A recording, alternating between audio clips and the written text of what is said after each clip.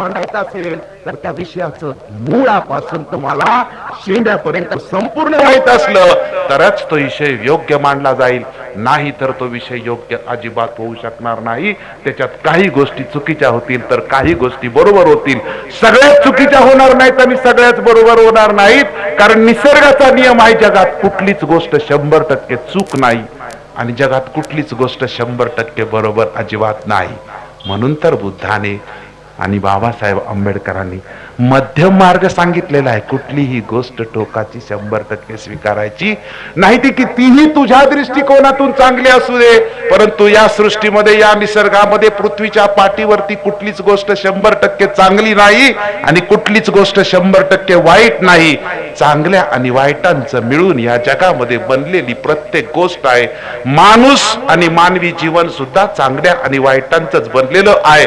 अगदी आपण सोप्या शब्दामध्ये, हे मी एवढं स्पष्टीकरण सांगितलेलं, एका सोप्या शब्दामध्ये माणूस सांगतो, मी जोपर्यंत चांगला आहे तोपर्यंत चांगला आहे आणि मी जेवढा चांगला आहे ना, कळलं का?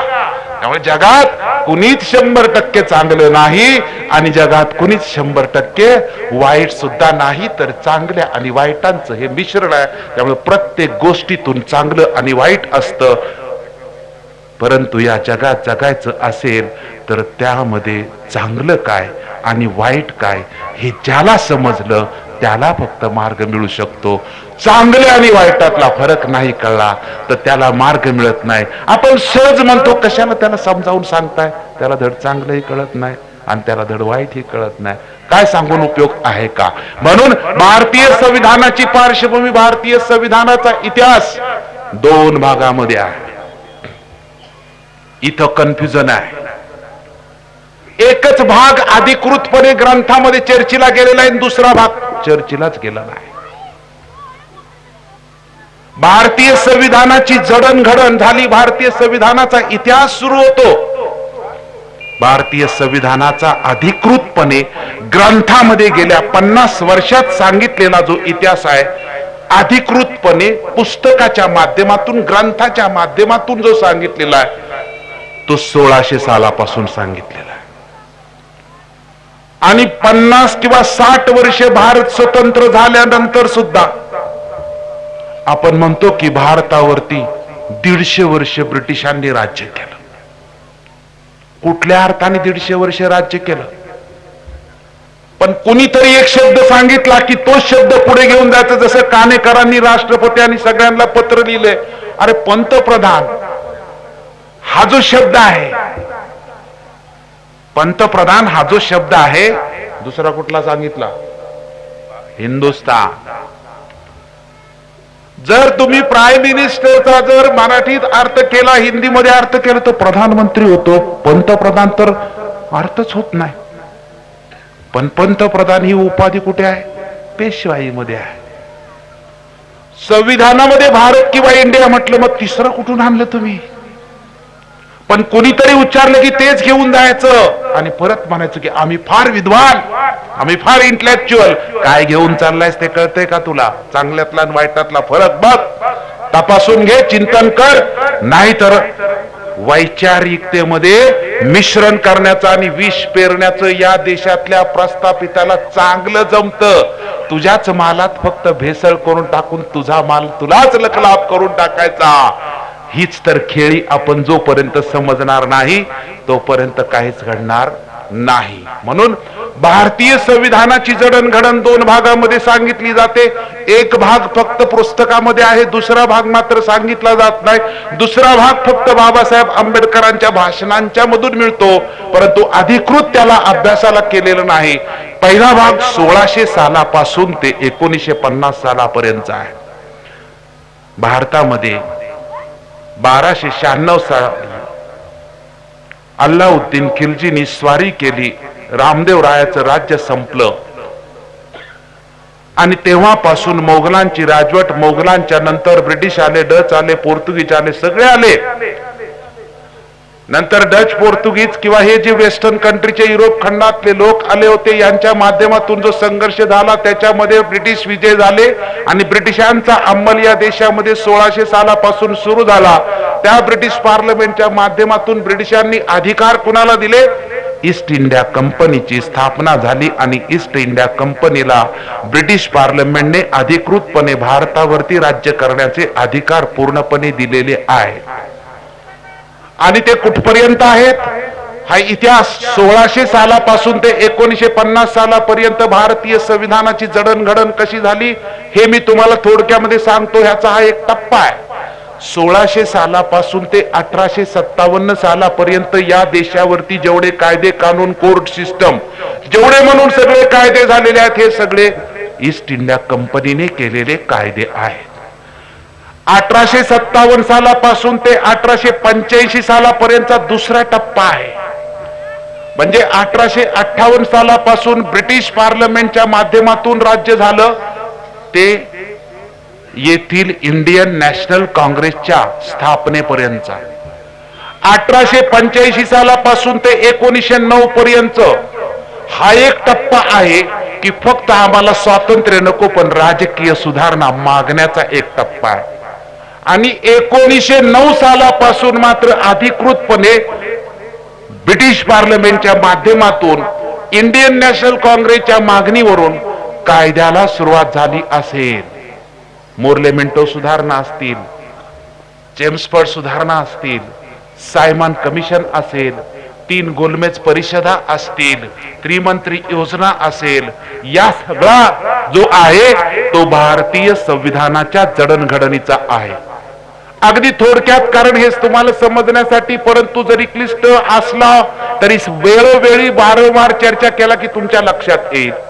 त्यामुळे 1600 सालापासून ते 1950 सालापर्यंत 350 वर्षाची जी अधिकृतपणे या देशावरती ब्रिटिशांचा निर्विवाद अंमल सुरू झाला होता तो 1600 ते 1857 ज्यावेळेस बंड झाला 1857च, त्यावेळेस ब्रिटिश पार्लमेंटच्या लक्षामध्ये आलं की भारतामध्ये आता ईस्ट इंडिया कंपनी ही अधिकृतपणे राज्य करण्यासाठी कमकुवत ठरत आहे.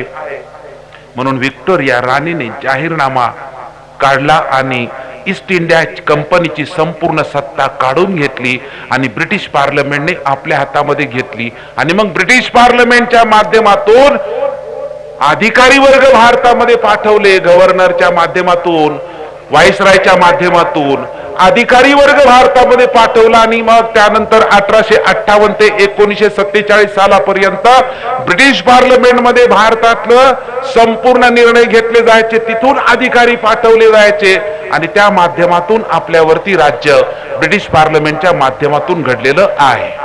त्यामुळे 1857 सालापर्यंत आपल्या देशात मुंबई, मद्रास, कलकत्ता या ठिकाणी कोर्ट सिस्टम एस्टॅब्लिश झाली होती. अनेक प्रकारचे कायदे कानून या कंपनीने केले होते आणि त्याच्या माध्यमातून कारभार सुद्धा चालू झाला होता. कोर्ट सिस्टम कशी होते, कायदे काय होते, त्याची प्रक्रिया काय झाली किंवा परिणाम काय, आमचे मित्र संदेश भालेकर यांनी त्याचं स्पष्टीकरण दिलंय. त्याच्यामुळे मी रिपिटेशन त्याचं अजिबात करू इच्छित नाही. 1858 ते 1885 राणीच्या माध्यमातून, व्हिक्टोरिया राणीच्या जाहीरनाम्याच्या माध्यमातून प्रचार प्रसार किंवा अधिकृतपणे नियंत्रण या देशाचं करत असतानाच ब्रिटिशांच्या लक्षात आलं की भारतातल्या लोकांच्या मध्ये पारतंत्र्य आपण आहोत हे कळायला लागले आणि असंतोष लोकांच्या मनामध्ये खदखदत आहे. हा एकदम जर बाहेर पडला तर, एकदम असंतोष बाहेर पडला तर ब्रिटिशांना हा देश सोडून जावा लागेल. म्हणून ब्रिटिशांच्याच एका भारतीय काँग्रेसची स्थापना भारतातल्या कुठल्याही एका माणसाने केलेली नाही. भारतातल्या माणसांनी स्वातंत्र्य लढ्याचा संग्राम हा स्वतः सुरू केला नाही, तर भारतामध्ये इंडियन नॅशनल काँग्रेसची जी स्थापना आहे ते ब्रिटिशांच्याच एका निवृत्त अधिकाऱ्याने या काँग्रेसची स्थापना 1885 साली केलेली आहे. त्याचं नाव होतं ए.ओ. ह्यूम नावाचा माणूस होता आणि तो पुण्यामध्येच राहत होता. त्याला ज्यावेळेस त्यांनी इंडियन नॅशनल काँग्रेसची स्थापना केली त्यावेळेस ब्रिटिश पार्लमेंटने, ब्रिटिश अधिकाऱ्यांनी लंडन मध्ये सुद्धा त्याला शाबासकी दिलेली आहे आणि भारतामध्ये तुला सुद्धा त्याला शाबासकी दिलेली आहे. असंतोष एकदम भडकला तर त्या अग्नीमध्ये आपलं राष्ट्र किंवा आपली सत्ता जाऊ शकते. म्हणून हळूहळू असंतोष खतखवण्याचा, म्हणून सुरुवातीचा एओ ह्यूमच्या माध्यमातून सुरू झालेल्या नॅशनल काँग्रेसची मागणी काय होती तर राजकीय सुधारणांची मागणी होती. आम्हाला हे पाहिजे, आम्हाला ते पाहिजे, आम्हाला ते पाहिजे. 1909 सालापर्यंत ही मागणी होती.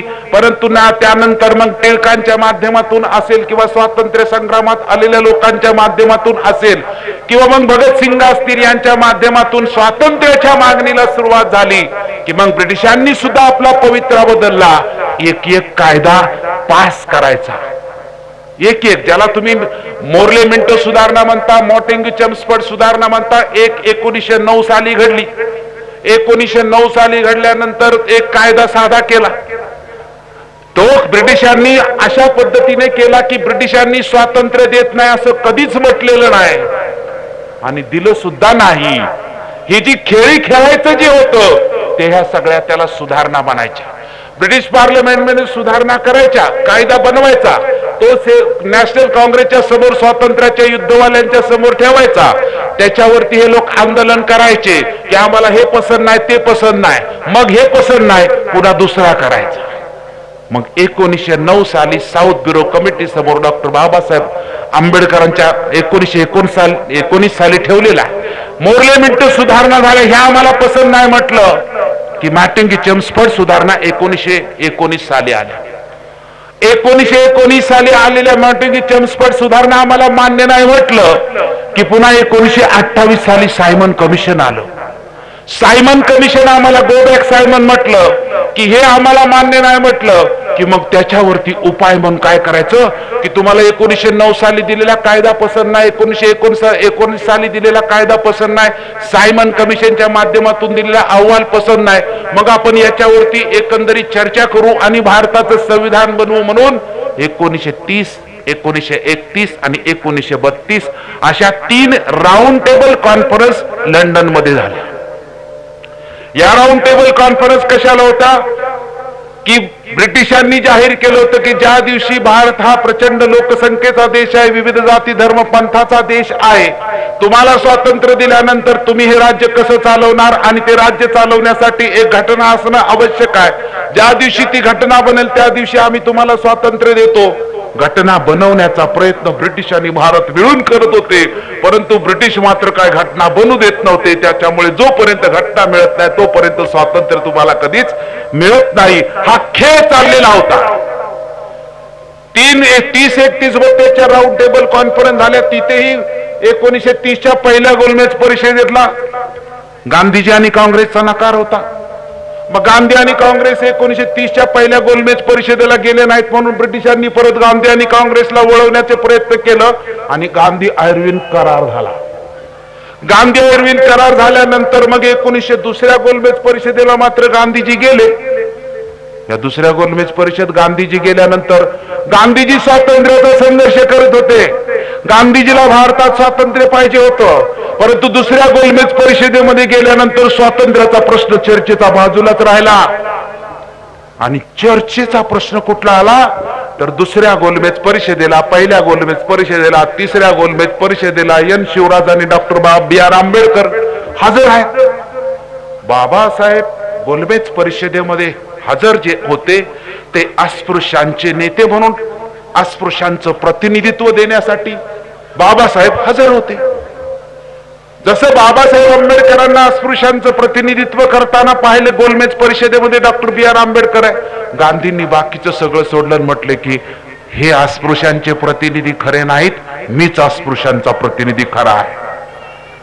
बाबासाहेब आंबेडकर अस्पृश्यांचे प्रतिनिधी नाहीत, त्यामुळे ते गोलमेज परिषद अटेंड करू शकत नाही, मी अस्पृश्यांचा खरा प्रतिनिधी आहे.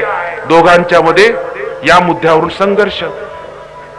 मग खरा अस्पृश्यांचा प्रतिनिधी कोण? भारतातल्या लोकांना कळलं, भारतातल्या खेड्यापाड्यातल्या अस्पृश्यांना कळालं की बाबासाहेब आंबेडकर हे अस्पृश्यांचे नेते नाहीत, म्हणून गांधीजी गोलमेज परिषदेमध्ये बोलतायत आणि बाबासाहेबांच्यावर ऑब्जेक्शन घेतलंय.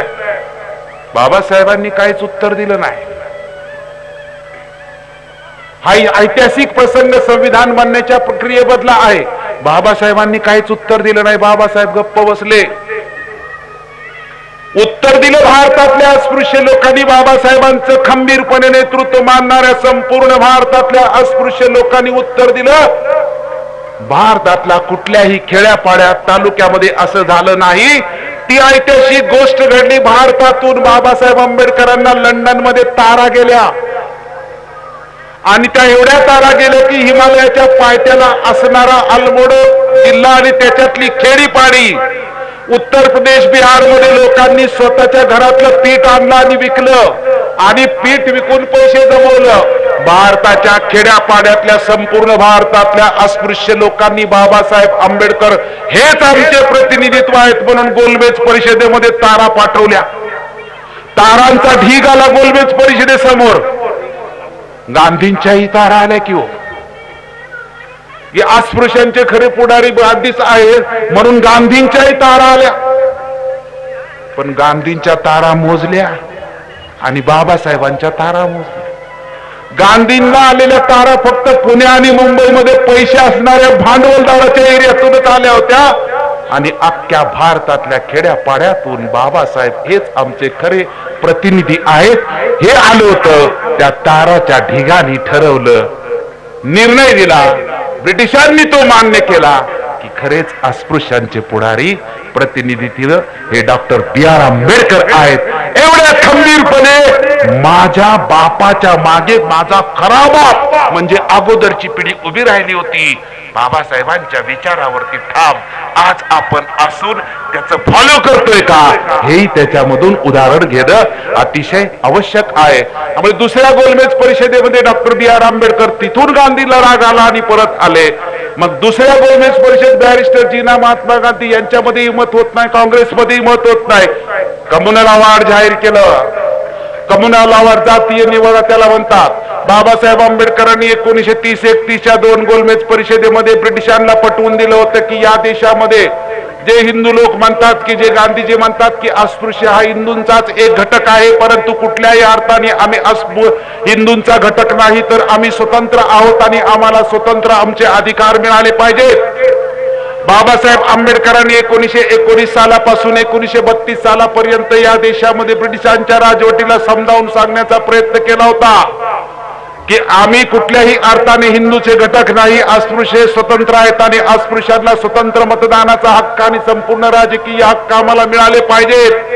पण बाबासाहेब आंबेडकरांनी 1919 सालापासून केलेले प्रयत्न 30 सप्टेंबर 1932 ला यशस्वी झाले. या देशामध्ये हजारो वर्ष जो हा अस्पृश्य या देशातल्या गुलामीमध्ये पिचत पडलेला होता, त्याला माणूस म्हणून जगण्याचा अधिकार नव्हता. बाबासाहेब आंबेडकरांचा 1919 ते 1932 सालापर्यंतचा संघर्ष हा यशस्वी ठरला कारण ब्रिटिशांनी गोलमेज परिषदेच्या माध्यमातून बाबासाहेबांचे विचार मान्य केलं आणि या देशातल्या अस्पृश्यांना आणि मागासवर्गीयांना स्वतंत्र मतदानाचा अधिकार दिला. दोन अधिकार होते, ते परमनंट नव्हते. 20 वर्ष फक्त ते अधिकार होते. एक अधिकार मागासवर्गीयांनी स्वतंत्रपणे आपला प्रतिनिधी निवडून द्यायचा आणि दुसरा अधिकार जो होता तो दुसरा अधिकार की तुम्हाला जनरल कॅन्डिडेट ही निवडून देण्याचा अधिकार होता आणि फक्त 20 वर्ष होता. परंतु हे जे स्वतंत्र सेपरेट सेटलमेंट, बाबासाहेब आंबेडकरांनी सेपरेट सेटलमेंट हा शब्द वापरला होता खैरलांजीच्या पार्श्वभूमीवरती आणि गेल्या 50 वर्षामध्ये जे इथल्या मागासवर्गीयावरती अन्याय, अत्याचार, नग्नदिंडी, बलात्कार असे जे सगळे प्रकार घडतात या सगळ्या गोष्टीवरती बाबासाहेब आंबेडकरांच्या सेपरेट सेटलमेंटचा विचार होणं आवश्यक आहे. बाबासाहेब आंबेडकरांनी अस्पृश्यांना या देशामध्ये सेपरेट सेटलमेंटचा इथल्या काँग्रेस समोर, भारतीय संविधानात आणि आपल्या समोर सुद्धा मुद्दा मांडला होता की प्रत्येक गावामध्ये अस्पृश्य फक्त हाताच्या बोटावर मोजणारी वस्ती आहे. 10 लोकांची 10 घरं असतील किंवा 20 घरं असतील किंवा 50 घरं असतील, हजारो वर्षे या लोकांना गुलामीत ठेवलेलं आहे. या लोकांचं पुनर्वसन होण्याची आवश्यकता आहे. म्हणून 10-5 खेड्यातले सगळे अस्पृश्य एकत्र करायचे आणि त्यांचं एक गाव बनवायचं. त्याच्यासाठी जमीन कशी द्यायची, त्याच्यासाठी सरकारने कायदा काय करायचा, या सगळ्या गोष्टी समजावून सांगितल्या होत्या.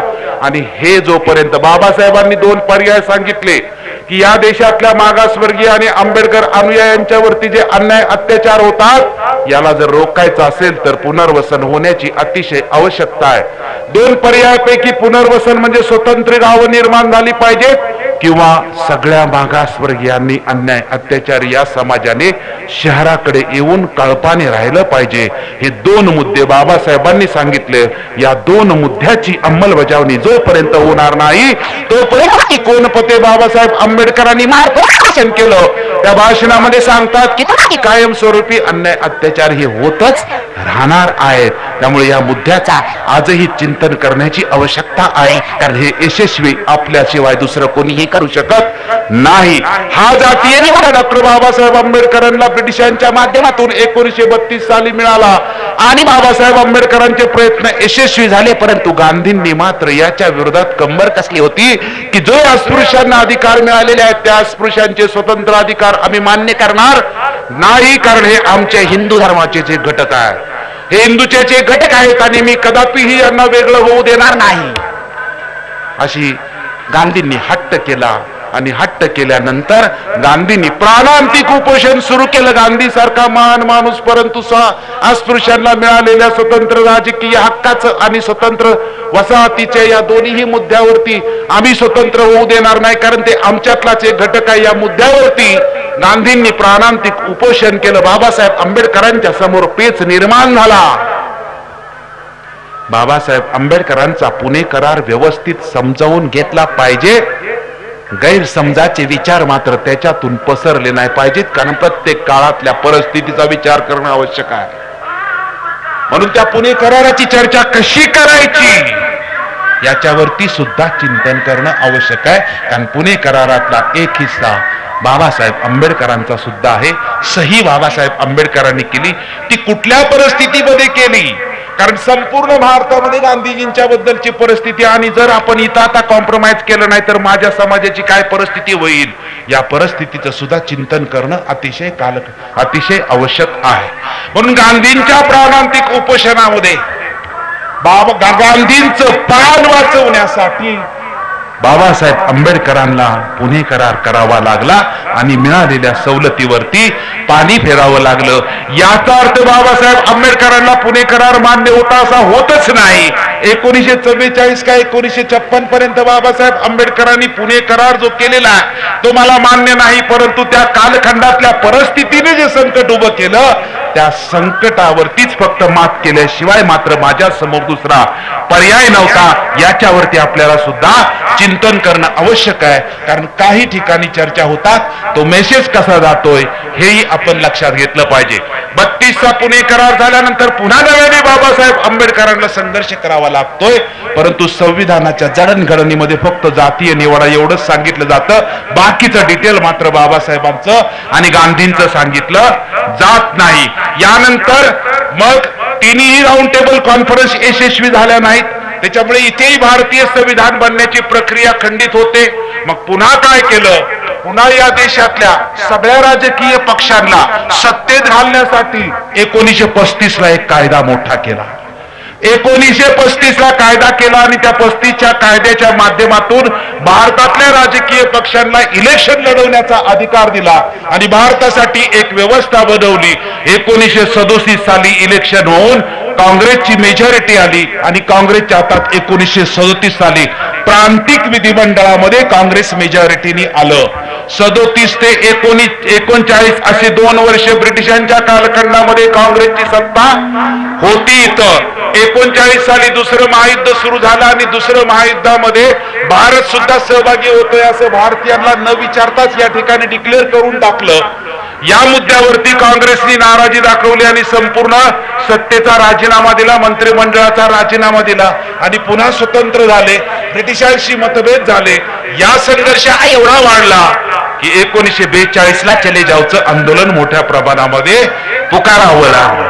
चले जावच्या आंदोलनामध्ये ब्रिटिशांना वाटलं की संपूर्ण जर भारत फडकला तर मग काय करायचं. त्या पार्श्वभूमीवर त्रिपंत्री योजना आणि क्रिप्स कमिशन आलं आणि मग 1946च्या दरम्यान मधूर पक्षाचा पंतप्रधान पंतप्रधान जो ऍटली होता तो पंतप्रधान ब्रिटनमध्ये झाला आणि त्याने भारताला स्वातंत्र्य देण्याचं मान्य केलं. त्याने भाषणामध्ये पंतप्रधानकीच्या सांगितलं की भारताला स्वतंत्र होण्याचा अधिकार आहे, भारताला स्वतंत्र कायदे करण्याचा अधिकार आहे आणि भारताचा ठराव तसा पार्लमेंटमध्ये केला आणि त्रिमंत्री योजना भारतामध्ये पाठवली. त्या त्रिमंत्री योजनेच्या माध्यमातून जी चर्चा झाली आणि चर्चेच्या माध्यमातून मग ठरलं की भारताला स्वतंत्र द्यायला तर आम्ही तयार आहोत. त्यामुळे भारताने संविधान बनवण्याची आवश्यकता आहे.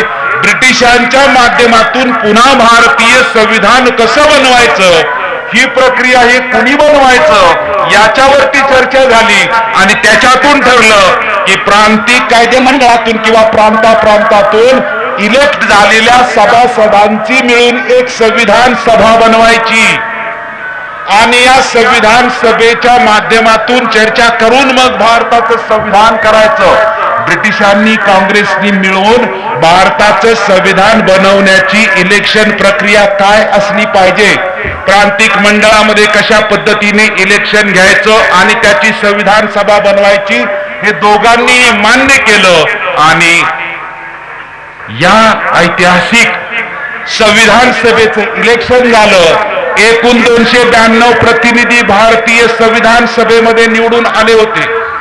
त्या 292 सभासदांमध्ये एक डॉक्टर B.R. आंबेडकर होते.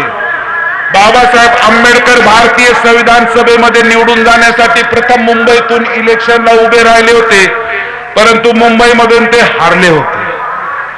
हा इलेक्शनचा आता इथल्या पार्श्वभूमीवर बघा की बाबासाहेब आंबेडकरांना संविधान सभेमध्ये जायचंय. बाबासाहेब आंबेडकर मुंबईच्या प्रांतिक कायदे मंडळातून इलेक्शन हारलेले आहेत. संविधान सभेला बाबासाहेब आंबेडकर जाऊ शकत नाहीत आणि भारताच्या कानाकोपऱ्यात कुठे जरी जाऊन डॉक्टर आंबेडकर संविधान सभेच्या इलेक्शनला जर उभे राहिले तरी काँग्रेसने मोर्चे बांधणी अशी केली होती आणि त्याची जबाबदारी सरदार पटेलांच्या वरती ठेवली होती आणि सरदार पटेलांना सांगितलं होतं की कुठल्याही परिस्थितीत डॉक्टर B.R. आंबेडकर घटना समितीमध्ये येता कामा नये.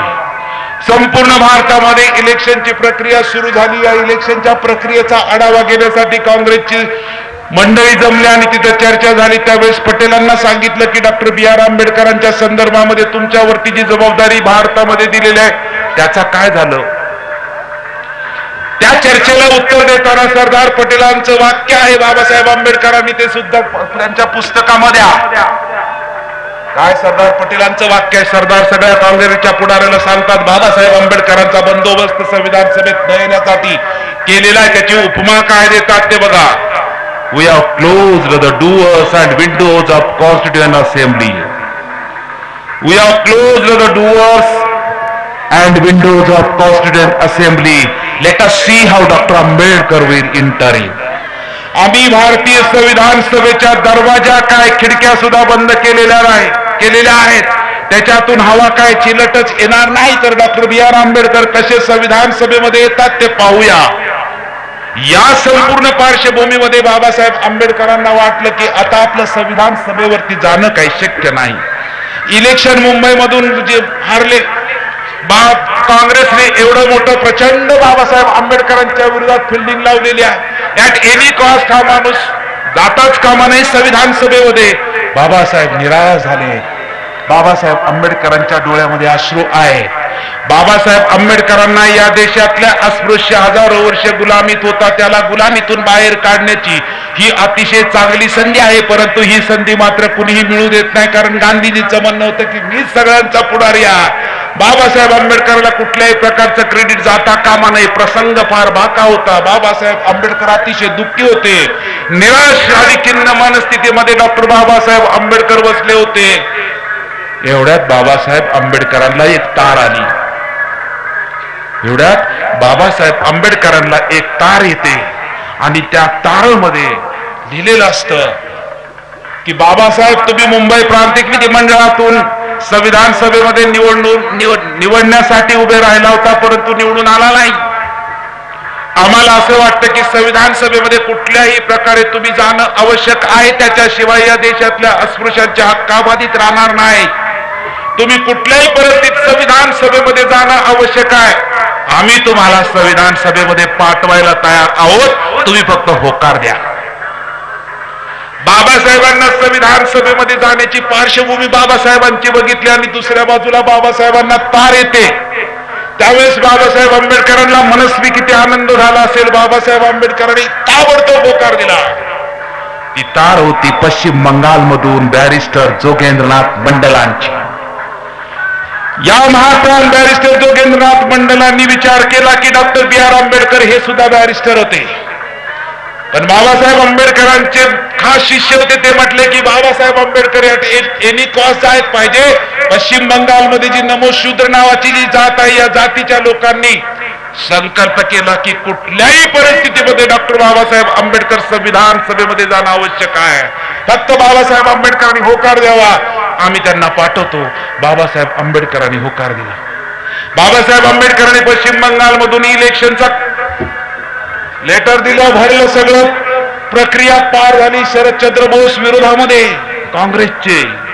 पण पश्चिम बंगाल मधल्या नमोशूद्र लोकांनी मुस्लिमांना सुद्धा विनंती केली, कारण मतदान कोण करणार होते? ते निवडून आलेले तिथले आमदार जे प्रांतातले होते ते मतदार होते.